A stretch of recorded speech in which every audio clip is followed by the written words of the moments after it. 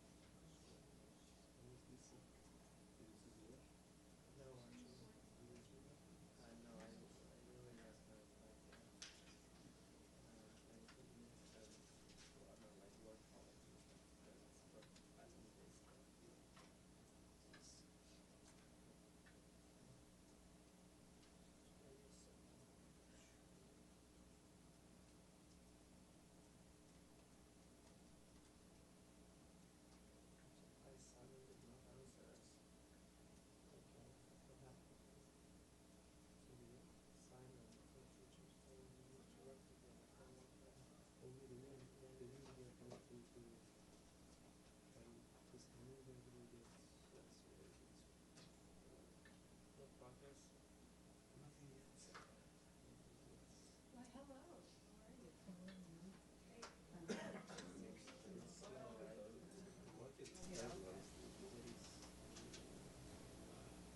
Yeah.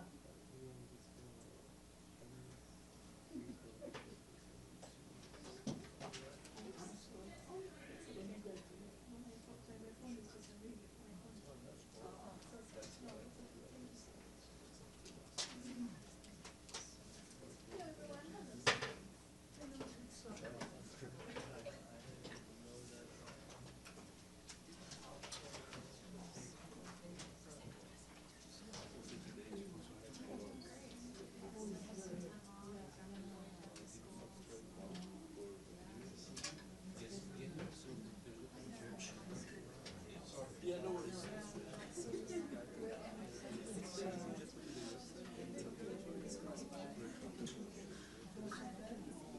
Yeah, the one in college.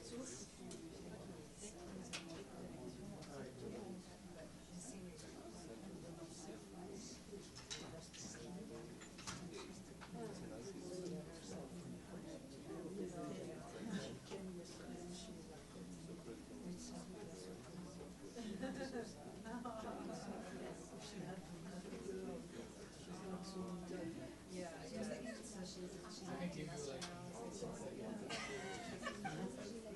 she's not quite there, but No, because I don't know.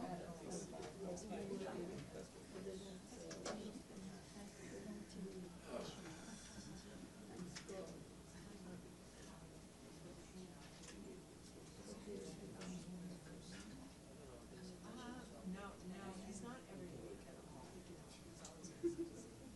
But.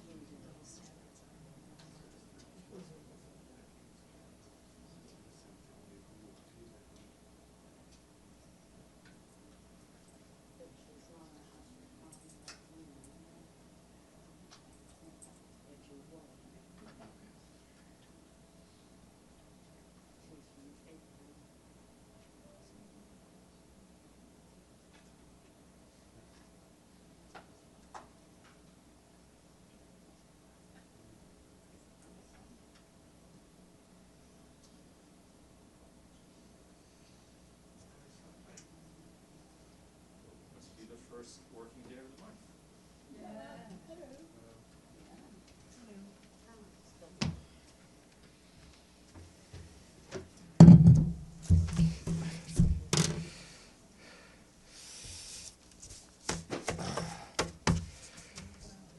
All right, good afternoon. As you know, in about 44 minutes, and I'm sure they will be on time, the President of Security Council for the month of September, Mr. Sang-Jin Kim, who is the Chargé d'Affaires of the Permanent Mission of the Republic of Korea, will be here to brief you on the program of work. As a reminder, for those of you who are connected by Zoom, there will be no Zoom connection for that briefing, but you will be able to follow it on UN Web TV. Our good friend Sharon Birch, spokesperson for the President of the General Assembly, will be here to brief you tomorrow, which we expect, sadly, to be her last briefing as the representative of the PGA. Over the long weekend, you will have seen that the Secretary General was in Tianjin in China, where he was invited to take part in the Shanghai Cooperation Leaders Summit. Speaking during the Shanghai Cooperation Organization's Plus session yesterday, the Secretary General said that we are moving towards a multipolar world. We need principled leadership to strengthen multilateralism, uphold the rule of law, and deliver for people, as reflected in the Pact for the Future. He added that the Shanghai Cooperation Organization is uniquely positioned to help shape a more peaceful, inclusive, and sustainable future.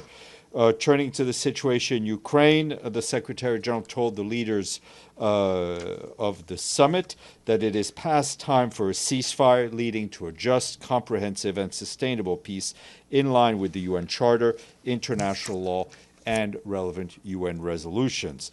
The Secretary General also reiterated his call for an immediate and permanent ceasefire in Gaza, an immediate and unconditional release of all hostages, unimpeded, safe, and sustained humanitarian access. We shared those remarks with you.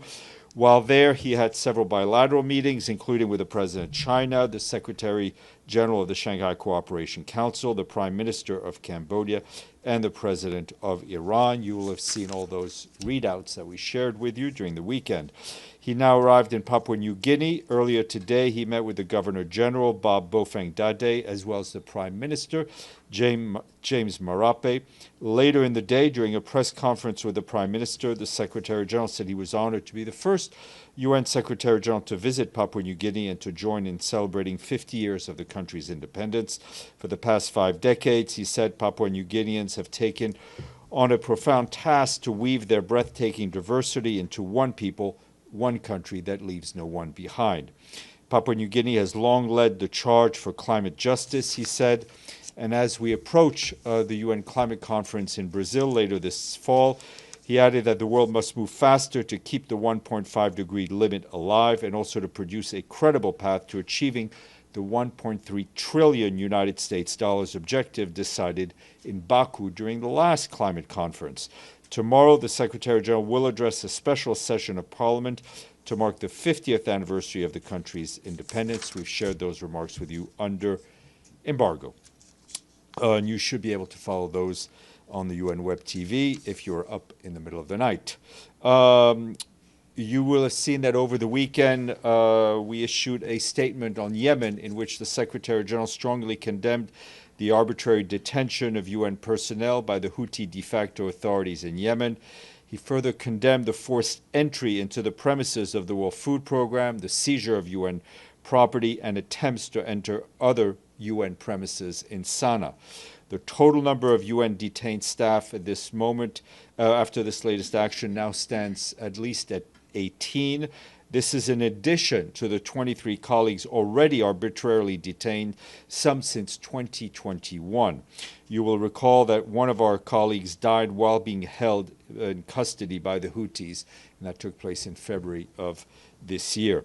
The Secretary General strongly reiterates his demand for the immediate and unconditional release of all those who have been detained, including all other personnel from the UN, international organizations, NGOs, civil society, and diplomatic missions.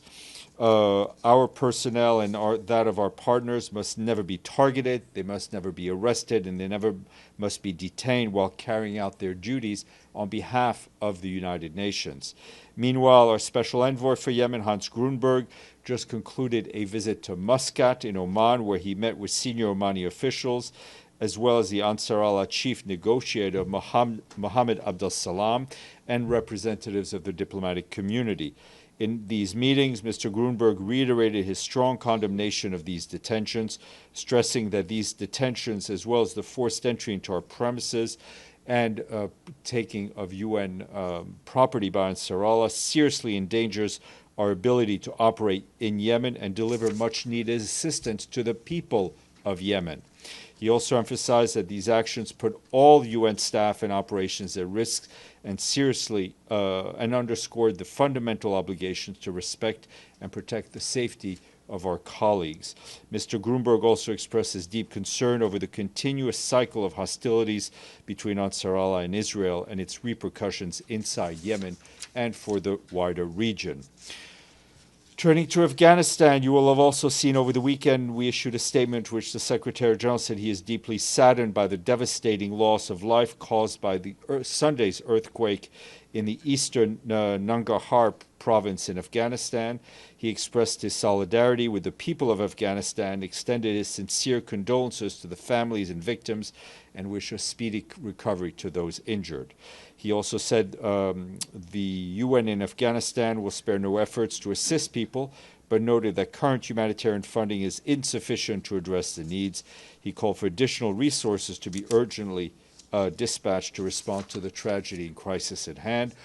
On the ground, our humanitarian colleagues tell us that preliminary reports from the de facto authorities now indicate at least 1,400 people have been killed and more than 3,100 injured. Casualty figures are expected to rise further as search and rescue teams reach affected areas. We have dispatched at least 25 assessment teams to the region to assess the situation. We're already supporting the response by deploying critical items to areas that can be reached. For example, our colleagues at UNHCR, the UN Refugee Agency, are deploying pre-positioned essential relief items from stockpiles in Kabul. That includes tents, that also includes blankets and solar lamps. Our humanitarian colleagues note that an immediate priority needs to include emergency shelter, critical medical supplies, drinking water, and emergency food assistance. The de facto authorities have launched an immediate response, flying hundreds of medevac cases to regional hospitals for care and clearing blocked roads. They also humanitarian partners are also seeking ways to mobilize additional air assets to reach those in needs. Shelter material and medical supplies are running low, and the current funding is insufficient to address all needs, as we've been saying. Our emergency relief coordinator, Tom Fletcher, called for the international community's support to scale up emergency relief efforts. We and our partners are developing an emergency appeal, and we'll keep you posted. Yesterday, the Deputy Emergency Relief Coordinator, Joyce Masuya, released $5 million from the Central Emergency Response Fund to help kickstart our response, and that will be matched by $5 million from the Afghan Humanitarian Fund. Our colleagues note that the earthquake has added death and destruction to a country already facing multiple crises, including severe drought and a return of millions of Afghans from neighboring countries. Our UNHCR colleagues also report that a number of the victims had recently returned from Pakistan, where they had been forcibly returned to Afghanistan.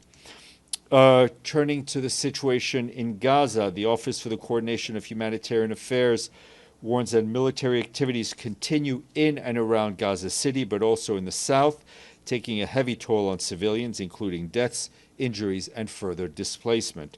Our colleagues report that people continue to flee, mainly towards the coast, and since August 14th, our partners monitoring population movements have recorded more than 76,000 new displacements.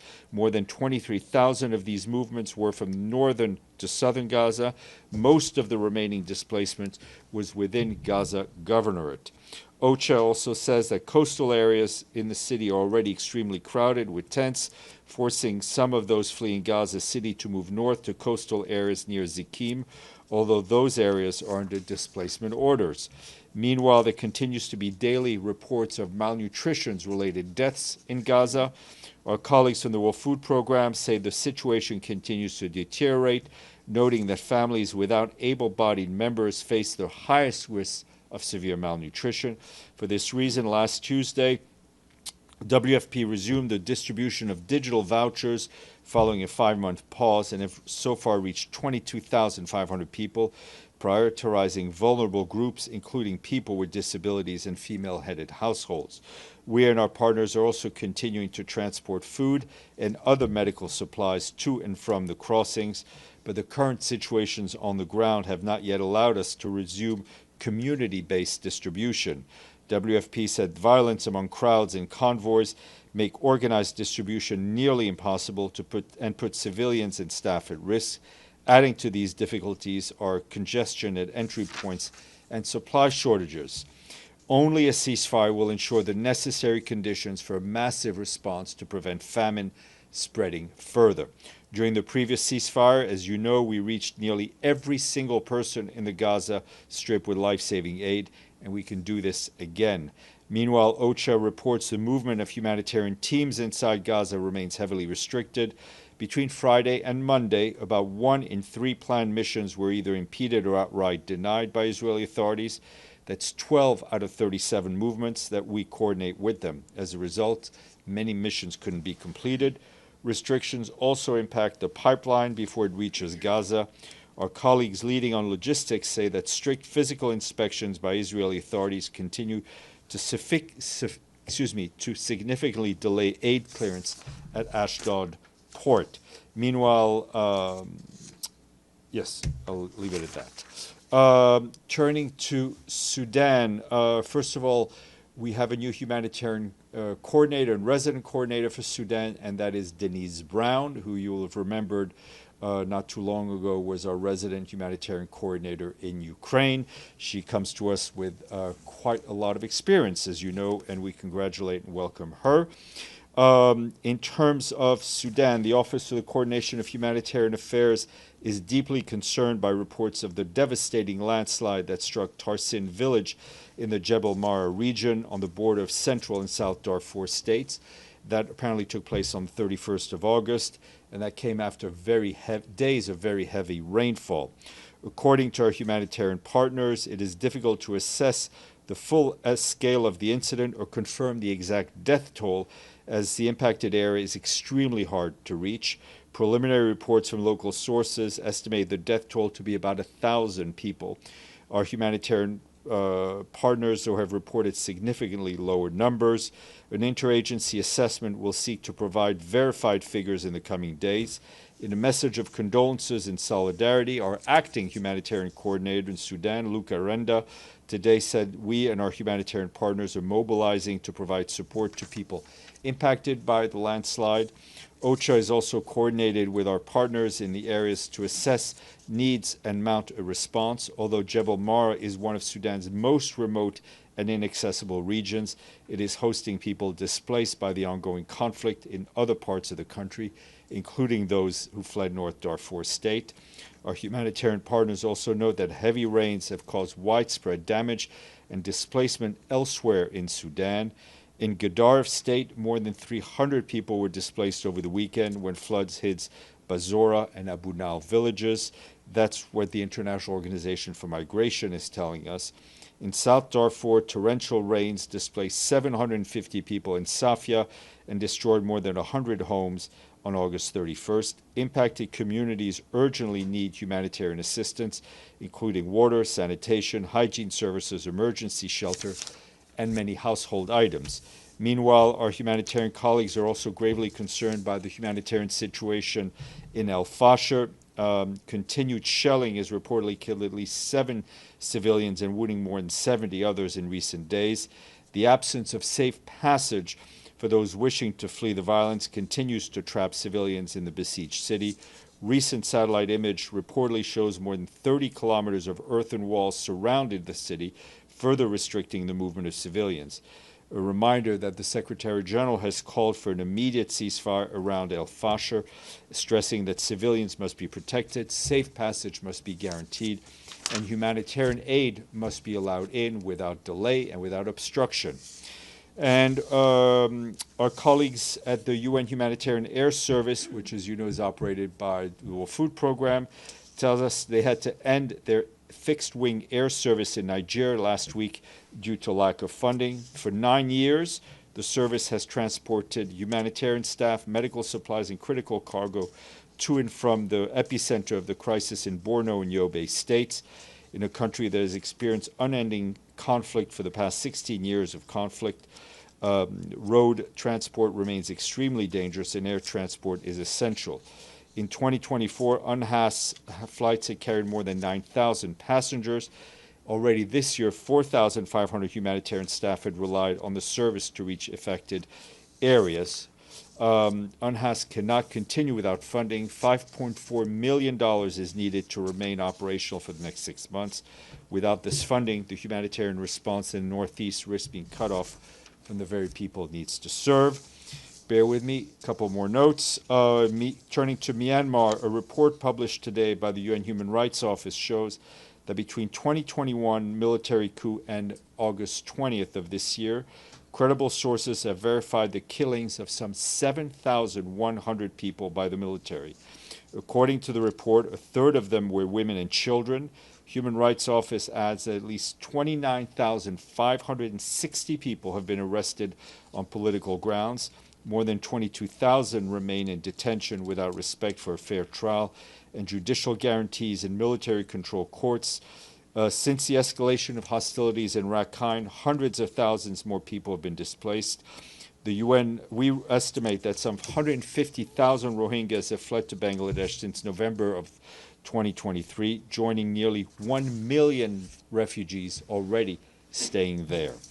And another resident coordinator I wanted to announce, and that's Arnild Spence of Norway, who assumes her role as the resident coordinator in Bosnia-Herzegovina. She brings to the job almost 30 years of experience. Edie, speaking of slightly over 30 years of experience. Slightly. Slightly. Thank Sorry. you, Steph. A couple of follow-ups. First, did the Houthis give any reason why they sacked the UN offices and arrested, detained so many UN staff? Look, first of all, UN staff should not be detained. What the reporting seems to indicate some sort of security issues, but our staff, regardless of what is going on, should be protected. UN premises cannot be entered in that manner. Secondly, during the meeting of the Shanghai Cooperation Council, did the Secretary General make any attempt to meet the Russian President, Vladimir Putin? There was no specific bilateral setup. And thirdly, there are rumors floating around that because of the Trump administration's ban on Palestinians, including President Abbas, from coming to the high-level General Assembly meeting at the end of the month, that the UN might move either the meeting or the high-level segment on a two-state solution to Geneva. Look, I have nothing to share with you officially. I mean, rumors are rumors, but obviously I think that the participation of a senior Palestinian delegation to that conference seems to me essential for the topic that will be discussed. Deji.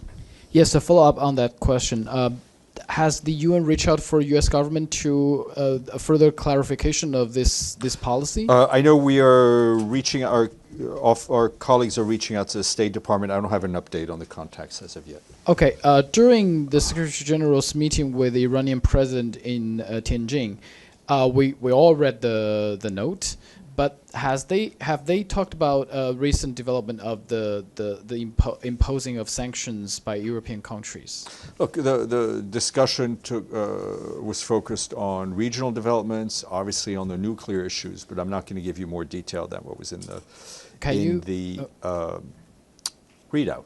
Okay, can you remind us what is the position for UN on this latest development, the reimpose of snapback sanctions? Well, I think I read it out twice last week. So usually when I read out something the third time, I get it wrong. Abdelhamid, then Michelle. Sorry. Thank you, Steph. There are news about Lazarini stepping down. Can you confirm? Do you have he's not stepping down. I think his mandate's coming to an end at in next early-ish next year. Is the SG now considering other candidates? Well, obviously, somebody will be appointed to succeed him. Yep. Yeah. Thank you. The second thing, Dalal Hawamda is a 14-year-old girl near Hebron in the village of As-Samua.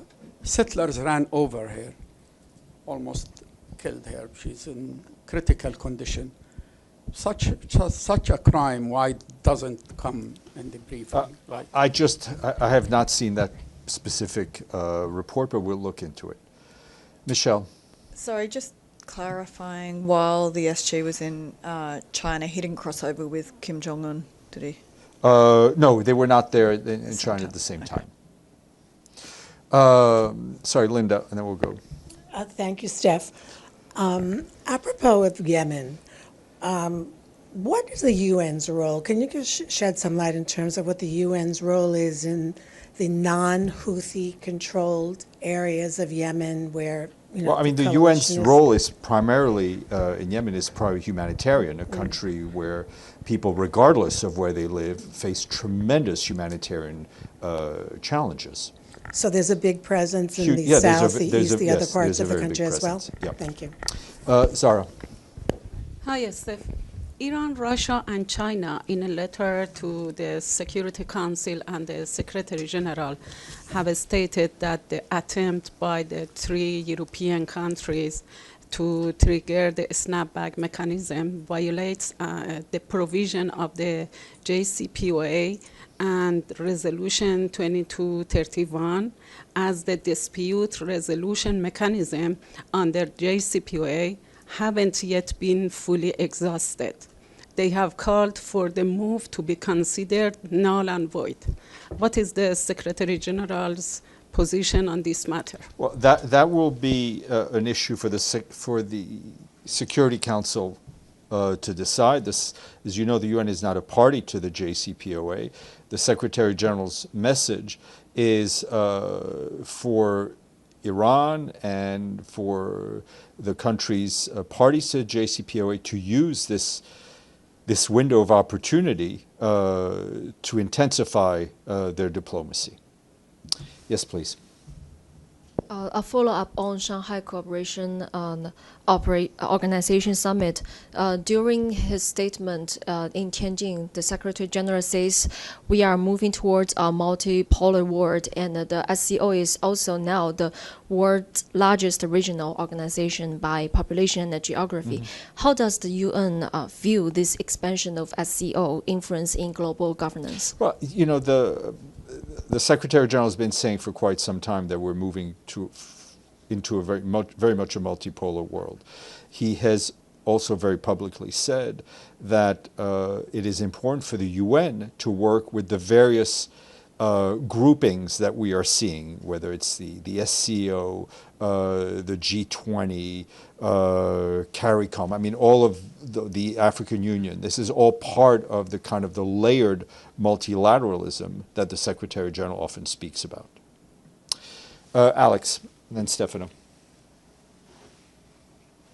Thanks, Steph. I have a follow-up on Yemen. You've mentioned the seizure of UN property. Could you please be more specific, like what we're talking about? My understanding is I think there was some electronic equipment taken. All right, thank you. Stefano. Thank you. The world-leading association of genocide scholars have declared that Israel is committing genocide in Gaza. Is the Secretary General aware of this? Yes. And what does he think? Look, it's a very prominent and serious organization. It doesn't change our position, which I've stated and restated when it comes to the Secretary General using the term genocide. This doesn't stop us almost every single day in condemning and decrying what we are seeing taking place in Gaza. And then another question. Apparently France has put its hospital on alert for a war that could start by March 2026. Is the Secretary General aware of this? I have and no what does clue he what think? you're talking about, Stefano, but I'm happy to look into it. Deji. Yeah, just a very quick question. Do we know the nationals of those who detained in Yemen? They are local staff, national staff. They are national staff. There is an additional person who is an international, which would bring us to 19, who we hope will be released today, if not already done so. But whether national or international, they should all be released immediately. Okay. I'm sure our friends from the Republic of Korea will be here in 17 minutes, 18 minutes.